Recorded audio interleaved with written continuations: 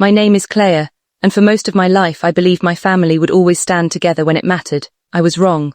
The problem started after my grandmother Evelyn passed away. She had been the one person in my family who never treated me differently from my older brother Daniel. My parents always seemed to favor him. Daniel was the successful one, the favorite son, the person everyone excused whenever he made a mistake. I was the opposite. I worked quietly, paid my own bills, and never asked my parents for money, so when Grandma died I wasn't expecting anything special. I just wanted to remember her. A few weeks after the funeral, my parents called me to their house. When I arrived, Daniel was already sitting at the dining table. Dad looked serious. Mom wouldn't look at me. Then Dad finally said, "We've made a decision about Grandma's money." I nodded. Daniel will receive the $300,000. Stared at him. Of it, Mom immediately answered, "He needs it more than you do."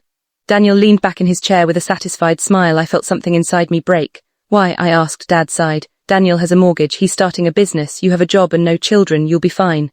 Almost laughed. I had spent years saving money while Daniel had spent years borrowing it, but I didn't argue. I simply stood up. "Congratulations," I said. Daniel smiled. "Thanks." I walked out. For the first time in my life, I decided I was done begging my family to treat me fairly. 3 days later, something strange happened. I received a phone call from a lawyer named Mr. Harris. He introduced himself as Grandma's estate attorney. "I believe we need to meet," he said. I asked why. There was a long pause.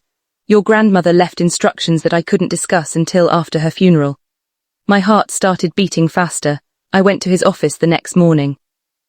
Mr. Harris placed a thick folder on his desk. "Claire, before your grandmother died, she changed several parts of her estate plan." I looked at him. "But my parents said Daniel inherited everything." Mr. Harris shook his head. "That's not what her final instructions say." He opened the folder. My grandmother had created a separate trust, and my name was on it. I couldn't speak. Mr. Harris continued. "Your grandmother knew your family would assume Daniel would receive the majority of her estate." "Then why did she let them believe that?" He looked at me carefully. "Because she wanted to see what they would do." I felt a chill run through me. Then he showed me a letter. It was written in Grandma's handwriting. The first line said, "Claire, if you're reading this, then my plan worked." I started crying before I even finished the sentence. Grandma explained that she had spent years watching how my parents treated Daniel and me. She knew Daniel had been secretly asking her for money. She also knew that my parents had repeatedly pressured her to leave everything to him, but Grandma had made a different decision. She had placed the money into a protected trust. The trust contained $300,000, but it wasn't meant for Daniel. It was meant for me. Mr. Harris looked uncomfortable. "There is more." He pulled out another document. Grandma had also left instructions concerning the family business property. The property was worth far more than anyone in my family realized, and Daniel had been planning to use the supposed inheritance to purchase it. My grandmother knew. She had specifically prohibited him from using her estate to obtain it.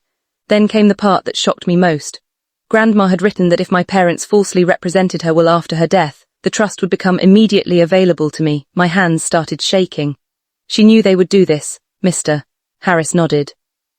"Suspected it." That afternoon I went home. My parents were sitting in the living room with Daniel. They were celebrating. Daniel had already ordered a new car. I stood in the doorway. Mom looked at me.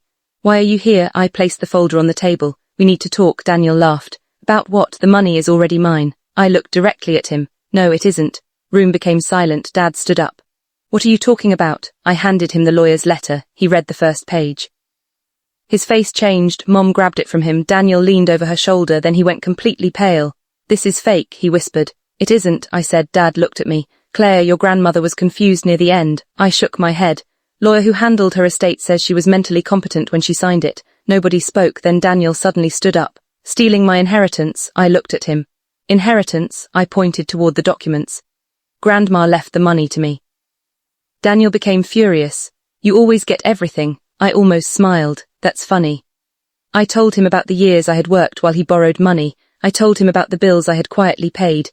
I told him about every birthday when Grandma gave both of us the same amount, only for Daniel to later ask her for more. Then I showed them the final page. Grandma had included one last condition.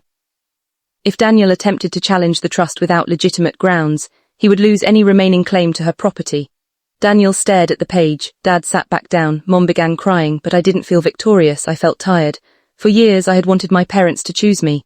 That day I realized I didn't need them to. The next week Mr. Harris transferred the first portion of the trust into my account. I didn't buy a car. I didn't buy an expensive house. I didn't try to make Daniel jealous. Instead, I paid off my remaining debts and placed the rest into investments. Then I did something Grandma would have appreciated. I used part of the money to start a small community scholarship in her name.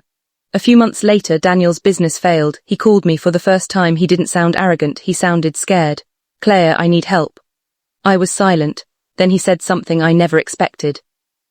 "Grandma knew, didn't she?" I asked what he meant. She knew exactly what I was doing.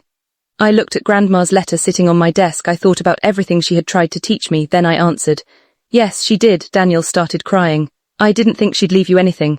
I closed my eyes. "That's the problem, Daniel." He asked me what I meant. "You never thought I deserved anything." There was silence. Then I ended the call. I never repaired my relationship with my parents the way it used to be, but I stopped being angry. Because Grandma had given me something more valuable than $300,000 had given me proof that I wasn't invisible. She had watched everything. She knew exactly how my family treated me. And when everyone else assumed I would walk away with nothing, Grandma had already prepared the truth. Years later, I still keep her letter. It's inside the same wooden box she gave me when I was a teenager, and whenever I feel like I wasn't enough, I read the final sentence she wrote. It says, "Never measure your worth by what people are willing to give you. Sometimes the greatest gift is discovering who they really are." That sentence changed my life. Because my family thought they had given my brother $300,000, they didn't know Grandma had already given me something much bigger, a future they could never take away.